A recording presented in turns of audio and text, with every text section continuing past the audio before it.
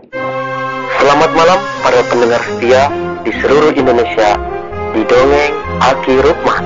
Selamat mendengarkan dan tetap merdeka.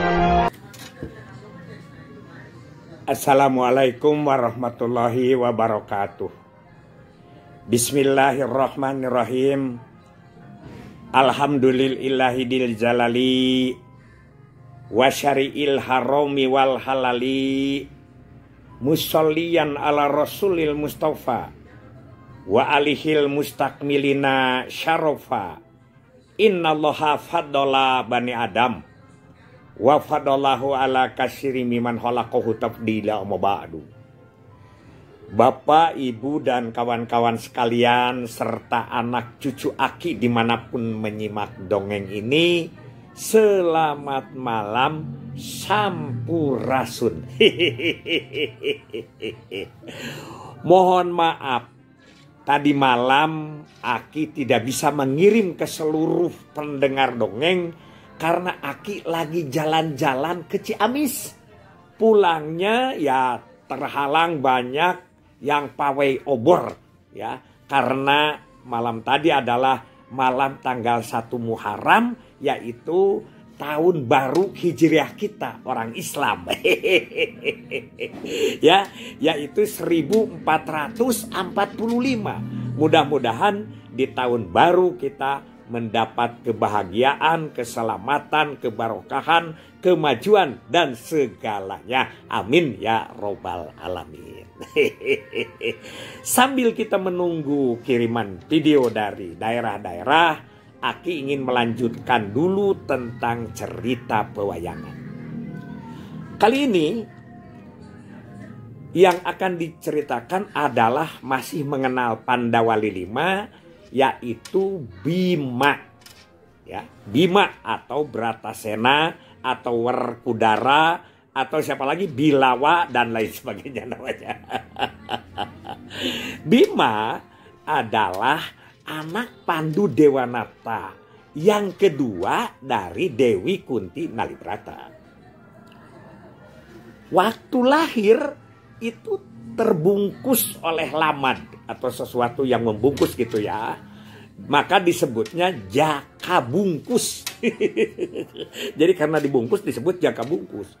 Kemudian lamad itu bisa sobek diamuk dengan gajah sena, ya, gajah sena, makanya dia disebut juga Bratasena atau Sena. Begitu ceritanya di dalam pewayangan itu. Bagaimana wujud daripada Bima ini adalah tinggi besar, brewos, kumis banyak, jebog gitu apa? Yalah, itu pokoknya mah jangkung dhuwur simar dada, bewos jemros taya hingga pasmon jiga bang barangan. Pengandikane sentak sengor watak wantos nagara hukum pastis. Dia itu adalah sacangreun page sagolek pangkek. Tidak pernah linyok, bohong, dia jujur, orangnya berani. Dan dia di dalam peperangan tidak pernah menyebut takut. Karena kalau takut itu namanya ajal menurut Bima. Dan kalau kalah itu adalah mati. Jadi bisa disebut kalah kalau dia sudah mati. Itulah pemberaninya sang Werkudara atau Bima ini ya. Keberaniannya luar biasa. Hal-hal yang sangat positif. Pertama yang fenomenal itu adalah Babad Alas Amr. Ya. Babad Alas Amr itu kan itu wah, negara itu sebetulnya kan hanya akal-akalan orang Astina supaya Pandawa meninggal semuanya. Karena Babad Alas Amr itu jangankan manusia masuk ke situ, burung pun lewat ke situ mati. Kalau terbang itu burung lewat ke situ mati. Itulah Babad Alas Amr. Tapi dengan Babad Alas Amr ini kita tahu bahwa banyak sejarahnya. Yang jelas buat Bima itu adalah ketemu Arimbi, karena Arimbi adalah adanya Arimba, ya. Arimba pada waktu itu adalah raja yang sangat tidak bijaksana, begitulah kakaknya maklum buta, akhirnya dibunuh dan Arimbi dinikahi, itu salah satunya. Siapa lagi? Dharma Kesuma di situ dapat Ya kontea dapat dan banyak cerita-cerita.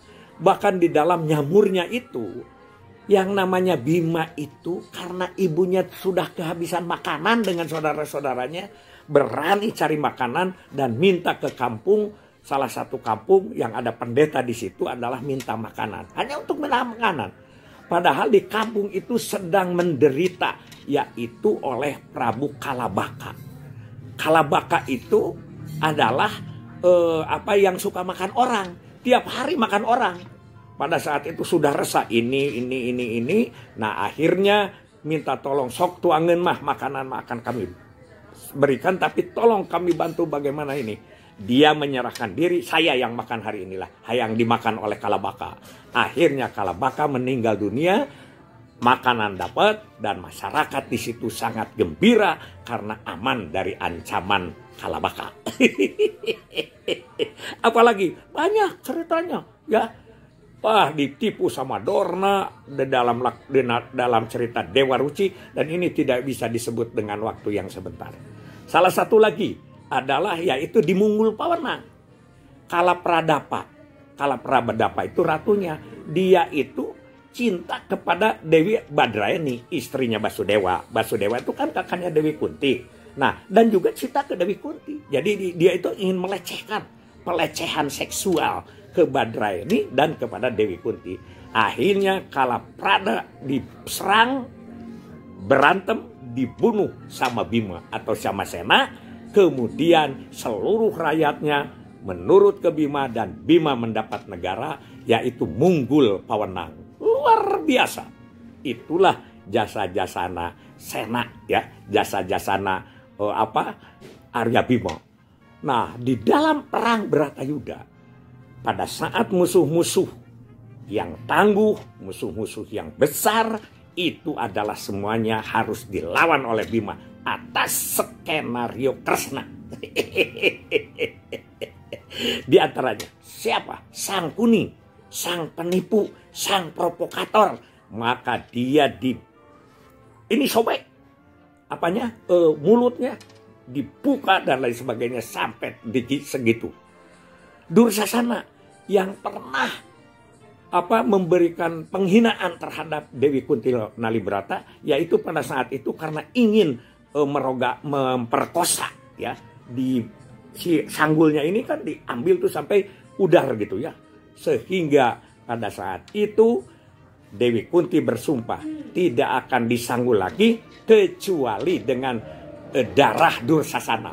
Dan akhirnya di dalam Bratayuda Dursasana dibunuh atau mati oleh Bima dan si darahnya diambil diserahkan kepada sang ibu untuk keramas.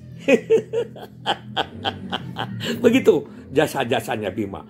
Suyudana, Burisrawa, semua kalah oleh Bima, dan Bima adalah orang sebagai penyelamat bangsa untuk jadi contoh.